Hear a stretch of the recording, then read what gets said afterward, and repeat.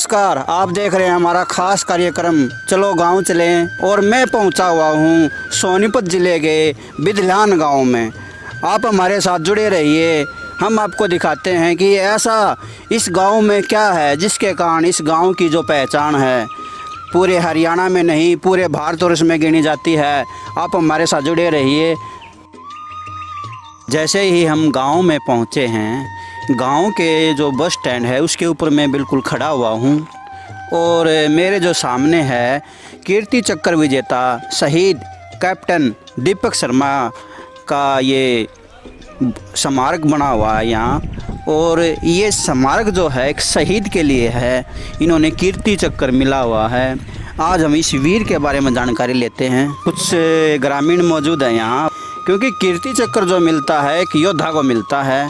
ये एक ऐसे योद्धा थे जिन्होंने पूरे भारतवर्ष में अपने गांव का, अपने परिवार का और उनके जो मित्र हैं उनका नाम रोशन किया है। एक गर्व महसूस कर रहे हैं। हम ग्रामीणों से बात करते हैं, हमारे साथ जुड़े रहिए। सर, नाम बताइए। सर, देवेंद्र नाम मेरा। सर, आप हमें क्या जानकारी देना चाहेंगे? जो दीपक शर्मा जी थे, ये कैसे सैनिक थे, आपके गांव से कैसे युवा थे, इसके बारे में जानकारी दीजिए। पहले से ये सेना में जाने के थे, पहले इंजीनियर थे बहादुरगढ़ की कंपनी में, और उन्होंने वहाँ का काम छोड़ के ये गए सेना में भर्ती हुए 2006 में 7 में, और 2010 में 4 मार्च को ये शहीद हो गए थे। और इनका जो परिवार तो काफ़ी दिनों से रोहतक रहता है, और इनके पापा जी बैंक में मैनेजर थे, इनके जो दादाजी थे वो गिरदावर थे, और बहुत ही पढ़ा लिखा इनका परिवार था पहले से।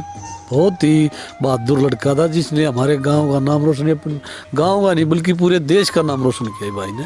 और इसके उसमें हम हर एक 4 मार्च को इसके यहाँ पे इसका जन्म शहादत दिवस मनाते हैं और भंडारा लगाते हैं और कबड्डी महाकुंभ कराते हैं। ऐसी क्या और जानकारी आप दे सकते हैं इनके जीवन के बारे में जिसको आपको ये लगता हो हाँ कुछ था हमारे गाँव के लड़के में? बस क्या जानकारी देना चाहते हैं कि आगे वाली जो पीढ़ी है हमारी और आपकी, ये हैं उनके लिए कुछ उदाहरण क्या कहें? ये हमारे गांव के अंदर जो नई पीढ़ी आएगी उसके लिए प्रेरणा, और गांव में जो बच्चे आगे भी जाएंगे इनसे प्रेरणा लेके भी सेना में भर्ती होंगे और भाई गांव को भी नाम रोशन करें। क्या पता इनकी तरह बड़े अफसर हो जाएं, भी बड़े अधिकारी हो जाएं फौज में और कहीं भी। गाँव के लिए एक प्रेरणा स्रोत है। जितेंद्र शर्मा। शर्मा जी, आप मुझे ये बताइए कि दीपक जो शर्मा जी थे ये व्यक्तित्व के धनी थे, गाँव का नाम रोशन किया है। ऐसी और क्या जानकारी दे सकते हैं कि ताकि आने वाली जो पीढ़ी है वो एक उदाहरण पेश उनके सामने? ऐसा जी, ये हमारे गांव के थे और सेना में भर्ती हो गए थे। इन्होंने देश के लिए बहुत बलिदान दिया और बहुत संघर्ष किया इन्होंने।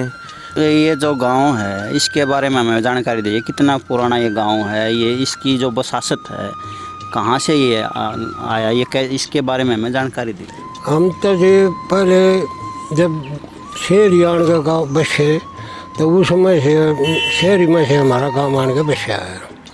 और ये कम से कम भी मेरे ख्याल अंदाज़ा होगा 800 साढ़े 800 साल पुराना गाँव है।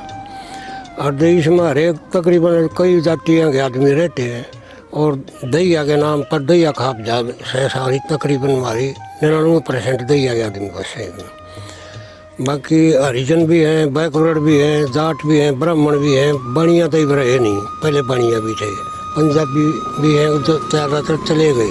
आप हमें ये बताइए कि इस गांव में सभी जातियों के लोग रहते हैं, भाईचारा कैसा है आपके गांव? हमारे गांव का जी भाईचारा बहुत अच्छा है। हमारे गांव में कोई द्वेषबाजी नहीं है किसी जाति से भी, और सभी जाति मिलजुल कर रहती हैं। आज तक हमारे गांव में कोई ऐसा केस नहीं है कि जातिवाद हो। तो कोई लड़ाई झगड़ा नहीं? कोई लड़ाई झगड़ा नहीं, सभी मिल के आराम से रहते हैं कि आपस में कोई द्वेष की भावना नहीं है। ऐसा और क्या इतिहास आपके गांव का जिससे आपके जो गांव का जो नाम है बाहर भी जाना जाता है? बाहर तो ये पहले हमारी खापबंदी के हिसाब से 5-6 गाँव से ना, उसमें जो है ना हम इकट्ठे होते हैं 6 गाँव, फिर बाकी 12 ये 12 गाँव में फिर 17 हो जाता है, फिर 40 हो जाता है ससाने के।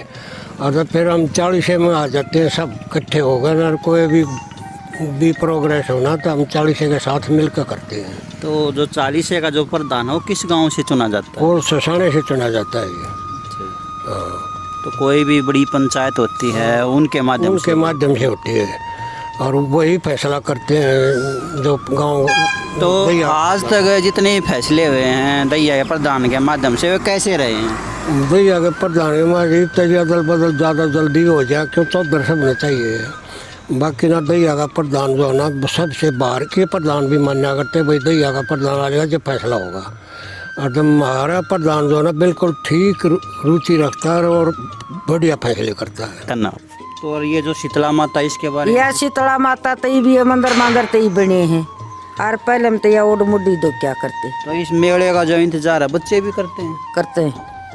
तो जिस दिन मेला होता है उस दिन बच्चों को पैसे की लालच में आते हैं जो छोरिया के बालक हैं या छोरिया के बालक भी आवा बूढ़ी बूढ़ी भी आवा और जो लड़की हैं वो भी आती सब आवा। हैं। तो यहाँ जो आते हैं उनकी मनोकामना पूरी होती है। ओ वह है कितना पुराना मेला लगता है? भाई ये तो हम तक जिस दिन के पैदा हुए ना हम तो इस माता ने दुखते पाए थे। हमारे बाप पर भी मर गए दुखते। ये मेला कब लगता है? ये मेला लगा गई सीढ़ी सत्यम का। सीढ़ी सप्तमी।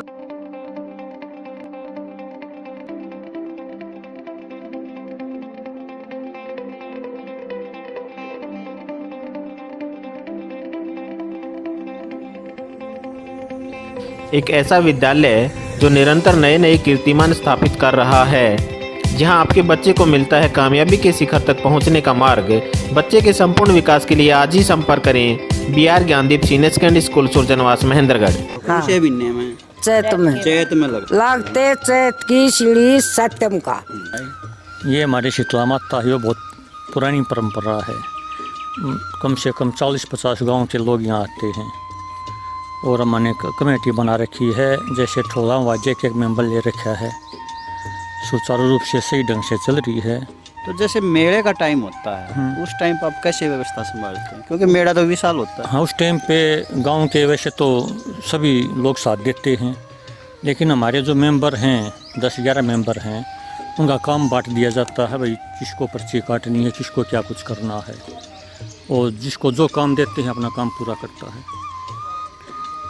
उस मेले में शरारती तत्व भी आ जाते हैं, उसको आप कैसे आते हैं, उनको वैसे समझाने बुझाने से बात बन जाती है। कोई ना माने तो फिर पुलिस भी होती है यहाँ। तो वैसे ऐसी समस्या आती नहीं कभी। ऐसा कभी हुआ है मेले में कि संख्या ज़्यादा हो गई हो, आप विचलित हुए हो कभी? नहीं, कभी ऐसा नहीं हुआ। माता रानी नहीं कर पा रही है? माता रानी कर पा रही है हमेशा से। तो यहाँ जितने भी श्रद्धालु आते हैं क्या सब यहाँ मनोकामना पूरी करने के लिए आते हैं या वैसे भी आ जाते हैं? नहीं, वैसे तो आते तो मनोकामना के लिए हैं, सबकी होती, जो श्रद्धा के साथ आता है उसकी पूरी भी होती है। तो क्या आपने महसूस किया ये जो मेला जब लगता है इसका इंतजार 6 महीने पहले से ही हो जाता है, बच्चों में भी, बड़ों में, बूढ़ों में? हाँ, ऐसा है। तो आपके गांव में क्या आपसी भाईचारा कायम है? हाँ, भाईचारा बहुत अच्छा है। सभी जातियों के लोग? सभी जातियों के लोग हैं, सभी साथ देते हैं, मिलजुल के इसका उत्साह बढ़ाते हैं। आपकी जो कमेटी है इसमें सभी जातियों के लोग शामिल? हाँ, सभी जातियों के लोग शामिल हैं। इस गांव में ये आस्था का जो केंद्र है, एक हनुमान मंदिर भी है और ये मेरे सामने तस्वीर दिखाई दे रही है। इस गांव की एक एक जो पहचान है वो आस्था के प्रति बड़ी अग्रसर है। लोग आस्था के प्रति, हमने गांव में भी घूम के देखा है कि वे जुड़े हुए हैं आस्था के कारण। ये इस गांव का ये एक प्रसिद्ध मंदिर ये भी है, पीछे तालाब है जहां इस गांव के जो पशु हैं वो पानी पीने के लिए आते हैं और लोग सुबह यहाँ पूजा अर्चना के लिए भी आते हैं, माताएं आती हैं, बहनें आती हैं। ये भी इस गांव की एक पहचान है। ये जो हेल्थ सेंटर है, मैं यहाँ खड़ा हुआ हूँ और ये हेल्थ सेंटर जो है आयुष्मान भारत के तहत हेल्थ वेलनेस सेंटर है। ये 50 बेड का ये सेंटर है। लोग सरकार की सुविधाओं के माध्यम से यहाँ इन सुविधाओं का आनंद लेते हैं। ये भी इस गांव की एक विशेष सुविधा में आता है, क्योंकि अगर हमारा स्वास्थ्य ठीक नहीं रहेगा तो हमें किसी न किसी के माध्यम से, सरकार की सेवाओं के माध्यम से अपने स्वास्थ्य की रक्षा के लिए यहाँ सेंटर में आना पड़ेगा। मैं गवर्नमेंट स्कूल के बिल्कुल सामने खड़ा हुआ हूँ। ये जो स्कूल है ये बॉयज़ और गर्ल का इकट्ठा स्कूल है और यहाँ सरकार के माध्यम से अच्छी शिक्षा दी जाती है। ये इस बिदलान गांव की भी एक पहचान है, क्योंकि इसी शिक्षा के माध्यम से ही इस गांव के जो युवा हैं वो अब अफसर बनते हैं, खेल जगत में अपना नाम कमाते हैं, देश की सेवा करते हैं, आर्मी में जाते हैं, अपने एक देश की सेवा करते हैं, पहचान बनाते हैं। इसका भी एक, इस जगह का भी इस गांव के विकास में एक महत्वपूर्ण योगदान है। आपने देखा हमारा खास कार्यक्रम चलो गांव चलो के तहत, जिसमें हमने दिखाया कि गांव में हमारी कैसी संस्कृति है, गांव में क्या क्या सुविधाएं हैं, गांव की शिक्षा कैसी है, गांव की आस्था कैसी है। इन चीज़ों के बारे में हमने अपनी मीडिया के माध्यम से आपको दिखाया। मैं शिवम कौशिक किसी दूसरे गांव में जाकर आपसे दोबारा फिर मिलूँगा चलो गांव चलो के तहत, उसमें भी हम आपको दिखाएंगे यही सामाजिक जो संस्कृति है। तब तक आप देखते रहिए टेलको मीडिया। जय हिंद, जय भारत।